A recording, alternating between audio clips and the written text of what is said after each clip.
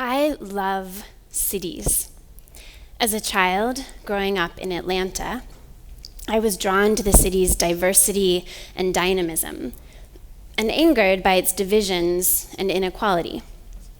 I took that passion with me to New Haven, New Orleans, Ann Arbor, and Boston, motivated to shape cities where everyone could thrive. Everyone could have basic service provision, food on the table, and dignity.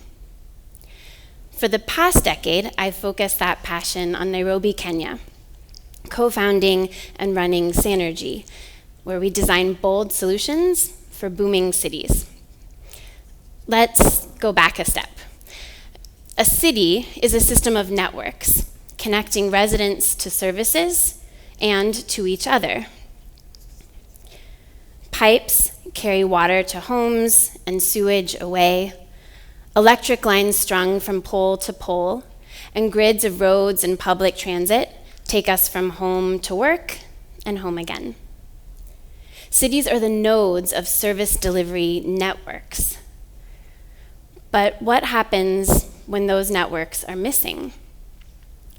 In urban slums around the world, populations are set to triple, from 1 billion today to more than 3 billion people by 2050. The populations are growing, but those networks are missing. This is Mukuru Informal Settlement in Nairobi, home to 500,000 people in an area the size of Seattle's Discovery Park. In place of piped water, vendors sell water by the jerry can. The electric utility doesn't serve most of the area, so most people have connected themselves. But one network is still largely missing: sanitation. In 2012, I met Hannah Muthoni, a grandmother who's lived in Mukuru most of her life. To make ends meet, she would travel more than an hour every day to hawk goods at a market. Each day, she'd set aside some of her earnings so that her family could access a toilet. In slums, this is commonplace. People pay to access really crappy sanitation. The toilet that Hannah's family used, the only one in her neighborhood, was a shabby and unhygienic pit.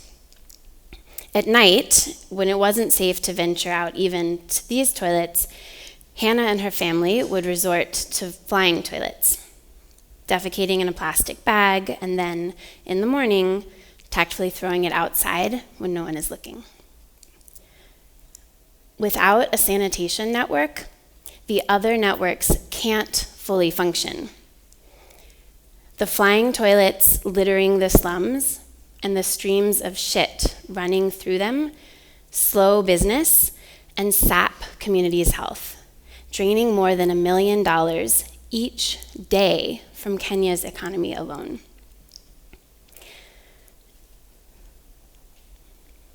So why haven't we seen progress in sanitation? I can see 3 reasons.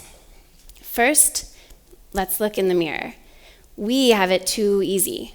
We flush and forget. We know there's some system deep underground that will take care of it. Second, it's just not sexy.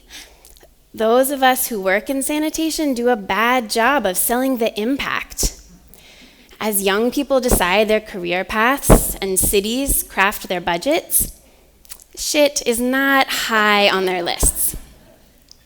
Third, and finally, let's talk dollars and cents. It would seem that the only solution is massive sewer systems. Across the US, aging sewers are being repaired at a cost of billions of dollars each.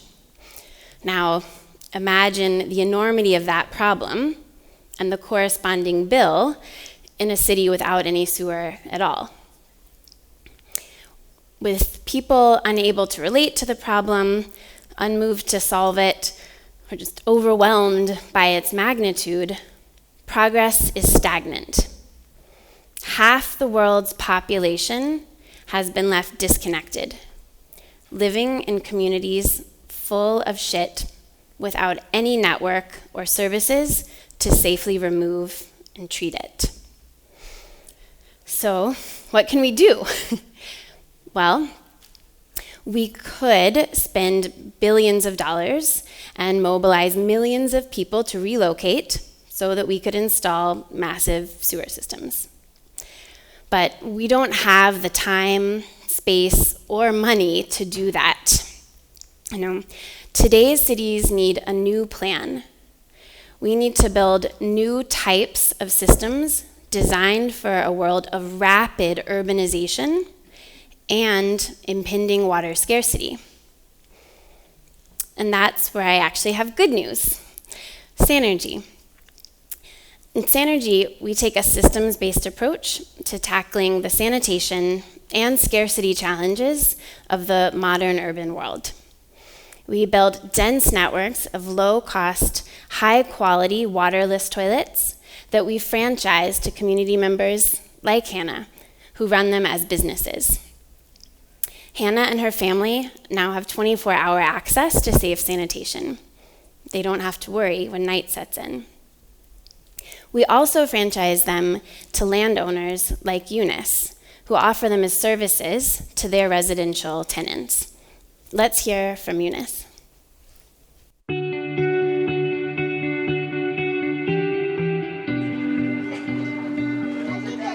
Ninaitwa Eunice Wanjiru Mwaura. Hapa ni Mukuru kwa Njenga Saiso. Hapa nimeishi kutoka mwaka wa 93. Niliweka shoo yangu mwaka wa 2014 mwezi wa 5. Hapa kulikuwa na uchafu, kulikuwa na outbreak wakati wote ya kolera. Sasa wakati mwingi watu walikuwa wanagojeka kolera. Ploti yangu iko na room 16 na inasafu watu more than 32 peoples. Hii shoo ya Fresh Life iko safi kwa sababu unaweza kulia chakula hata hapo nje na usisikie harufu. Kwa sababu watu wakienda inatolewa kila siku. Na tunaweka mura dust. Alafu inakuwa safi kwa sababu tunaosha kila siku. Na haina harufu. Watu wanakoboa hata hapo chini mahali wanakaa. Hizo nyumba zote ziko na wapangaji. Mtu akiingia kwa ploti na mwambia kwanza ajue kuna shimo ya shoo na kuna shimo ya mkonjo. Hata wanaume wanajua hivyo yote. Sasa wanatumia vile inastahili. Nimeweka kitu ya kuoshea mikono hapo nje. Wakitoka kwa choo hivi tu mtu anaoga. Tumeweka usafi wa hali ya juu. Mtu akiingia kwa ploti hivi lazima nimfundishe, nimwambie mtoto akiingia hastahili kumwagiwa poti yake huko ndani. Juu imechanganyikana na mkojo. Sasa wanatumia shimo ya choo, pande ya mkojo wanatumia mkojo. Watoto wanaipenda kwa sababu inawasaidia na tena ni safi, hata mtoto akiingia hawezi akatoka na uchafu.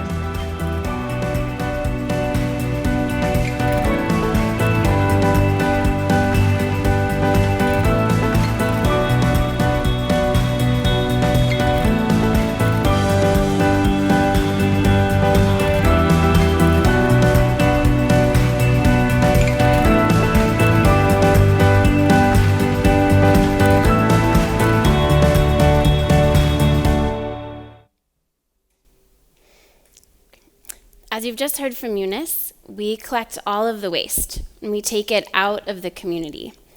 In fact, we also collect organic trash, tackling another one of Nairobi's growing challenges. Every day, more than 2,000 tons of organic solid waste generated in Nairobi alone end up in landfills and strewn across the city, polluting the environment.